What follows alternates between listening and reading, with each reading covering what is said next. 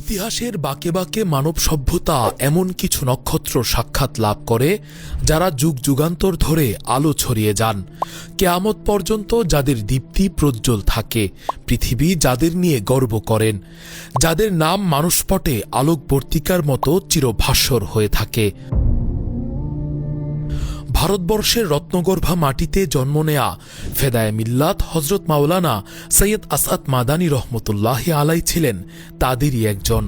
শাইখুল আরব ওয়াল আজম শাইখুল ইসলাম হজরত মাওলানা সৈয়দ হুসাইন আহমদ মাদানী রহমতুল্লাহি আলাই এর যোগ্য উত্তরসূরি ফেদায়ে মিল্লাত হজরত মাওলানা সৈয়দ আসআদ মাদানী রহমতুল্লাহি আলাই ছিলেন দ্বিতীয় আমিরুল হিন্দ, ভারতীয় মুসলমানদের অবিসংবাদিত নেতা ও মুসলিম মিল্লাতের অন্যতম রাহবার।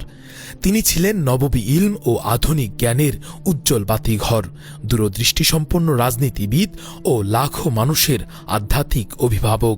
বিংশ শতাব্দীর দ্বিতীয়ার্ধে ভারতের জ্ঞান, বিজ্ঞান, রাজনীতি ও সমাজ জীবনে তিনি অমোচনীয় অবদান রেখে গেছেন।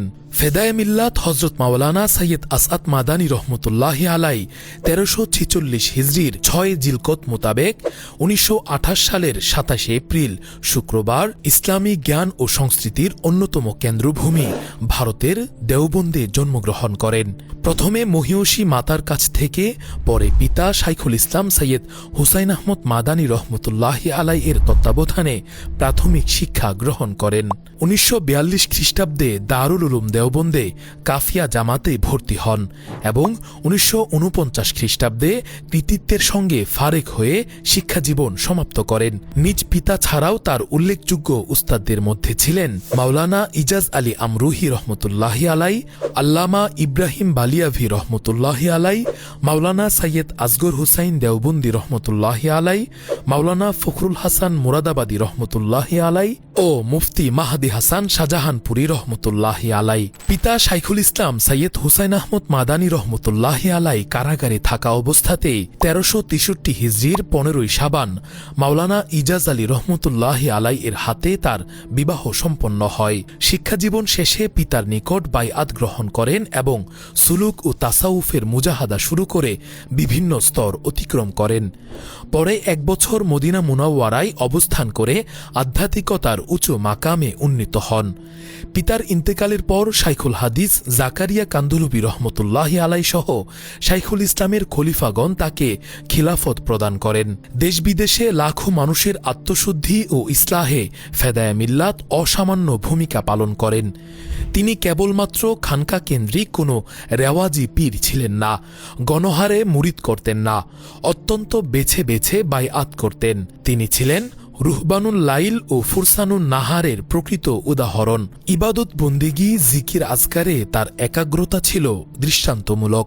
দাওয়াত ইলাল্লাহ, ইসলাহ, দিন ও উম্মাহর জন্য দেশ বিদেশে তিনি এত বেশি সফর করেছেন যে কখনো নিজ ঘরে তাকে মেহমানের মতো মনে হতো।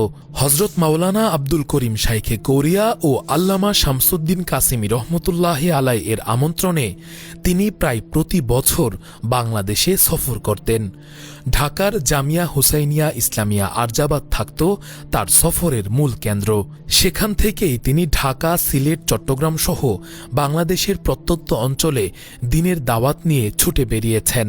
প্রায় ২৫ বছর রমজানে দেওবন্দে ইতিকাফ করেছেন। আধ্যাত্মিকতার বিভিন্ন স্তর অতিক্রম করে প্রায় ৩০০ সালেক তার থেকে খেলাফত লাভ করেছেন। ১৯৫১ খ্রিস্টাব্দে ফেদায়ে মিল্লাত হজরত মাওলানা সৈয়দ আসআদ মাদানী রহমতুল্লাহি আলাই দারুল উলুম দেওবন্দে শিক্ষক নিযুক্ত হন এবং ১৯৬২ খ্রিস্টাব্দ পর্যন্ত শিক্ষকতা করেন।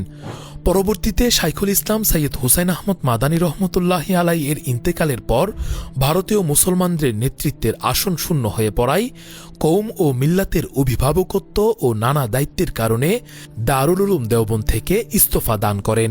শৈশব থেকেই জমিয়তে উলামায়ে হিন্দের কার্যক্রমের সঙ্গে যুক্ত ছিলেন।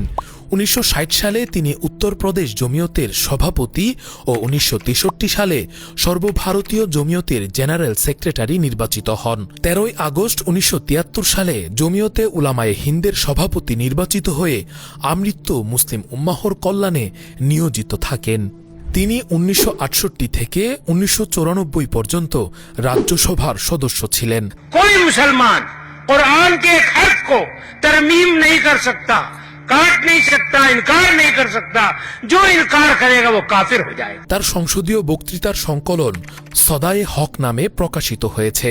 1986 সালে হিন্দুস্তানের নায়েবে আমিরে শরীয়ত ও 1992 সালে আমিরে শরীয়ত নির্বাচিত হন। অল ইন্ডিয়া মুসলিম পার্সোনাল ল বোর্ড, মুসলিম মজলিসে মুশাওয়ারাত, আলিগড় মুসলিম বিশ্ববিদ্যালয়ের কোর্ট, দারুল উলুম দেওবন্দের শুরা সহ বহু জাতীয় ও আন্তর্জাতিক সংগঠন ও প্রতিষ্ঠানে সক্রিয় ভূমিকা পালন করেন। তার চিন্তাভাবনা ছিল পুরো বিশ্বের উম্মাহ কেন্দ্রিক। এ লক্ষ্যে তিনি পৃথিবীর বিভিন্ন রাষ্ট্র সফর করেছেন ও অসংখ্য আন্তর্জাতিক সেমিনারে অংশগ্রহণ করেছেন। তিনি রাবেতা আলমে ইসলামী মক্কা মুকাররমা, মজমাউল বুহুসিল ইসলামিয়া কায়রো, মুতামার ইসলামী তিউনিস সহ মুসলিম উম্মাহর ফিকিরে নিবেদিত অসংখ্য সংগঠনের স্থায়ী ও কার্যকরী সদস্য ছিলেন। তার উদ্যোগেই 1994 সালে দারুল উলুম দেওবন্দে বৈঠকের মাধ্যমে সর্বভারতীয় রাবেতা মাদারিসে ইসলামিয়া প্রতিষ্ঠিত হয়। দারুল উলুম দেওবন্দে সংকট তৈরি হলে শুরা সদস্য ও অভিভাবক হিসেবে প্রতিষ্ঠানটিকে অভ্যন্তরীণ সংকট থেকে বের করে উন্নয়ন ও অগ্রগতির পথে এগিয়ে নিতে গুরুত্বপূর্ণ ভূমিকা পালন করেন। জমিয়তে উলামায়ে হিন্দের সাংগঠনিক শক্তি বৃদ্ধি, গোটা ভারতের দুর্গম অঞ্চলে সফরের মাধ্যমে মুসলমানদের ঐক্যবদ্ধ করা এবং তাদের জানমালের হেফাজতে আজীবন সংগ্রাম তার জীবনের অন্যতম প্রধান অবদান। তার প্রজ্ঞাপূর্ণ নেতৃত্বে জমিয়ত মুসলমানদের শক্তিশালী মুখপাত্রে পরিণত হয় এবং জাতীয় ও সাম্প্রদায়িক প্রতিটি ইস্যুতে বলিষ্ঠ ও কার্যকর ভূমিকা রাখে। 9/11-এর পর মাদ্রাসাগুলোকে সন্ত্রাসের ঘাঁটি আখ্যা দেওয়ার অপপ্রচারের বিরুদ্ধে মাওলানা আসআদ মাদানী রহমতুল্লাহি আলাই দৃঢ় প্রতিবাদ জানান এবং মাদ্রাসাগুলোর ঐক্যের প্রয়োজনীয়তা তুলে ধরেন। তার 43 বছরের কর্মজীবনে যেখানে দাঙ্গা হয়েছে সেখানে তিনি ছুটে গিয়ে শান্তি প্রতিষ্ঠা, প্রশাসনের দৃষ্টি আকর্ষণ করা এবং ক্ষতিগ্রস্তদের ত্রাণ সাহায্যের ব্যবস্থা করেছেন। 1981 সালের মোরাদাবাদ দাঙ্গায় তার সাহসী ভূমিকা বিশেষভাবে স্মরণীয়। গুজরাটের সাম্প্রদায়িক দাঙ্গায় মুসলমানদের উপর হওয়া সীমাহীন নির্যাতনের বিষয়টি জমিয়ত দৃঢ়ভাবে দেশের শীর্ষ নেতাদের সামনে উত্থাপন করে এবং ব্যাপক পরিসরে গুজরাটে ক্ষতিগ্রস্তদের পুনর্বাসনের কাজ সম্পন্ন করে।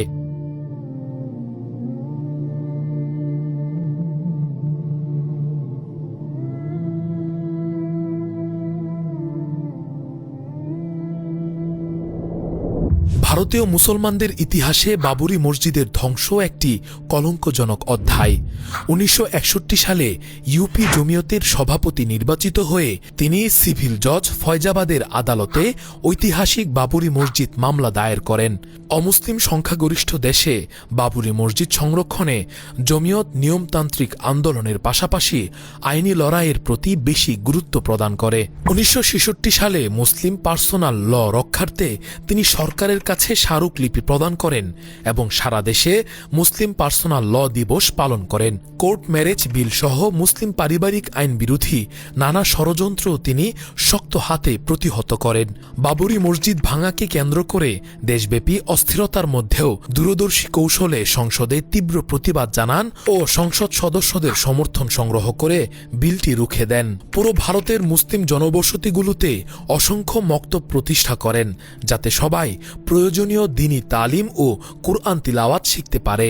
তার আমলে মুসলমান সন্তানদের আধুনিক জেনারেল শিক্ষার অগ্রগতির জন্য জমিয়তের উদ্যোগে স্কুল কলেজ প্রতিষ্ঠা করা হয় এবং দরিদ্র ছাত্রদের বিশ্ববিদ্যালয়ে পড়ার সুযোগ করে দেওয়া হয়। হযরত ফেদায়ে মিল্লাত রহমতুল্লাহি আলাই পাশ্চাত্য শিক্ষার নেতিবাচক প্রভাব থেকে গোটা দুনিয়ার মুসলিম ছাত্রদের বাঁচাতে দেশ বিদেশে দ্বীনি পরিবেশ সমৃদ্ধ স্কুল কলেজ প্রতিষ্ঠার উদ্যোগ গ্রহণ করেন। তার দিক নির্দেশনায় ভারত, পাকিস্তান, ব্রিটেন, আমেরিকা ও আফ্রিকার বিভিন্ন দেশে এ ধরনের অসংখ্য স্কুল কলেজ গড়ে ওঠে।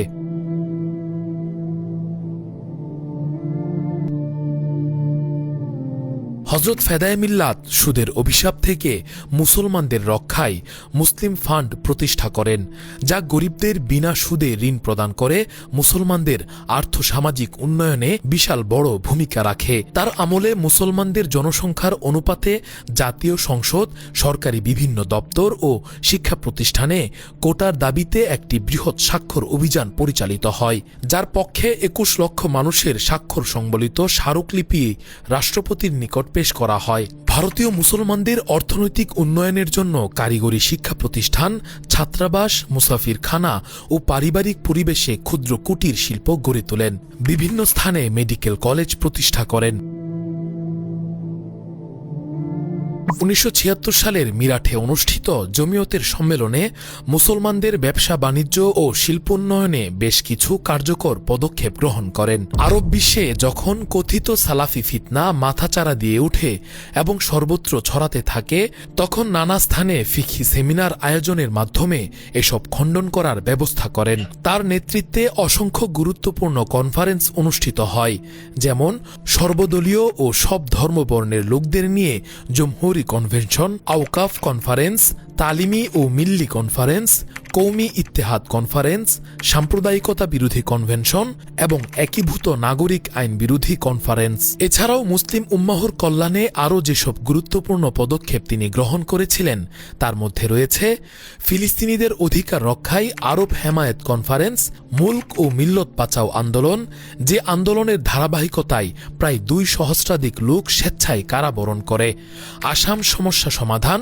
অভিশপ্ত কাদিয়ানীদের অপতৎপরতা রোধে তাহাফুজে খতমে নবুয়ত আন্দোলন, 1979 সালে খোমেনির 1.5 লক্ষ অনুসারী কর্তৃক হারামের পুণ্যভূমিকে রক্তাক্ত করার প্রতিবাদে তাহাফুজে হারামাইন সম্মেলন, ইমারতে শরিয়া ভারত প্রতিষ্ঠা, সাম্প্রদায়িকতা বিরোধী তৎপরতা, জাতীয় ঐক্য প্রতিষ্ঠা, নাগরিক অধিকার সংরক্ষণ, ইসলামী শিয়ার সংরক্ষণ, উত্তরপ্রদেশ ইবাদতগাহ বিল বিরোধী আন্দোলন, আশঙ্কাজনক হারে খ্রিস্টানদের অপতৎপরতা বৃদ্ধি পেতে থাকায় মুসলিমদের ইমান আকিদা রক্ষায় বাংলাদেশে ইসলাহুল মুসলিমিন নামে সংগঠন প্রতিষ্ঠা ইত্যাদি। 1971 সালে জমিয়তে উলামায়ে হিন্দ বাংলাদেশের স্বাধীনতার পক্ষে অবস্থান নেয়। মুক্তিযুদ্ধ চলাকালে ফেদায়ে মিল্লাত ভারতের জনগণের মধ্যে প্রবল জনমত গড়ে তুলতে দেশব্যাপী প্রায় 300টি সমাবেশ করেন। শরণার্থী শিবিরে সহায়তা ও গণনির্যাতন বন্ধে তার ভূমিকা ছিল অনন্য। মার্কিন 7ম নৌবহরের আগমনকালে তিনি দিল্লিতে বিশাল মিছিল ও মার্কিন দূতাবাস ঘেরাওয়ের নেতৃত্ব দেন। কলকাতার কনভেনশন থেকে বাংলাদেশের স্বাধীনতার পক্ষে 2 দফায় রেজুলেশন পাশ করান এবং নিয়মিত রিলিফের ব্যবস্থা করেন। বাংলাদেশের স্বাধীনতার পর আলেম উলামা ও ধর্মীয় প্রতিষ্ঠানগুলোর উপর নেমে আসে মহাদুর্যোগ। বহু মাদ্রাসা নির্বিচারে বন্ধ করে দেয়া হয়। সেই দুঃসময়ে শান্তির দূত হিসেবে আবির্ভূত হন ফেদায়ে মিল্লাত হযরত মাওলানা সৈয়দ আসআদ মাদানী রহমতুল্লাহি আলাই। 1973 সালে তিনি বাংলাদেশে আগমন করেন। পীর মুহসিন উদ্দিন দুদু মিয়া, মুজাহিদে মিল্লাত আল্লামা শামসুদ্দিন কাসেমি, মাওলানা মহিউদ্দিন খান, মাওলানা কাজী মুতাসিম বিল্লাহ সহ বেশ কজন শীর্ষস্থানীয় উলামায়ে কেরামকে সঙ্গে নিয়ে তৎকালীন রাষ্ট্রপ্রধান শেখ মুজিবুর রহমানের সাথে দেখা করে মাদ্রাসাগুলো দ্রুত খুলে দেওয়ার ক্ষেত্রে অসামান্য ভূমিকা পালন করেন। 5 নভেম্বর 2005 দেওবন্দে বাড়ি ফেরার পথে হুইলচেয়ার থেকে পড়ে গুরুতর আঘাত পান। 3 মাস অচেতন থাকার পর 7 মুহররম 1427 হিজরি 6 ফেব্রুয়ারি 2006 খ্রিস্টাব্দ সন্ধ্যা 5টা 35 দিল্লির অ্যাপোলো হাসপাতালে ইন্তেকাল করেন। পরদিন দারুল উলুম দেওবন্দে লক্ষাধিক আলেম, ছাত্র ও সাধারণ মুসলিমের অংশগ্রহণে জানাজা অনুষ্ঠিত হয় এবং তাকে মাকবারায়ে কাসেমিতে দাফন করা হয়। ধরাধম ত্যাগের সময় তিনি রেখে যান 5 পুত্র, 2 কন্যা, 2 ভাই এবং অগণিত ভক্ত মুরিদ। ফেদায়ে মিল্লাত হযরত মাওলানা সৈয়দ আসআদ মাদানী রহমতুল্লাহি আলাই ছিলেন জাতি ও উম্মাহর এক মহৎ দিশারি। মুসলমানদের অধিকার, সম্মান ও ঐক্যের জন্য তার অবদান স্বাধীন ভারতের ইতিহাসে সোনার হরফে খোদিত থাকবে। ईस्ट इंडिया कंपनी ने ये ऐलान किया कि जहां भी मौलवी मिले पकड़ो और मार डालो। चुनांचे मौलवी कौन है, उसकी अलामत और पहचान ये बताई गई कि जिसके मुंह पर दाढ़ी हो या लांबा कुर्ता हो। 50,000 से ज्यादा दाढ़ी कुर्ते वाले उसके बाद पूरे मुल्क में कत्ल किया।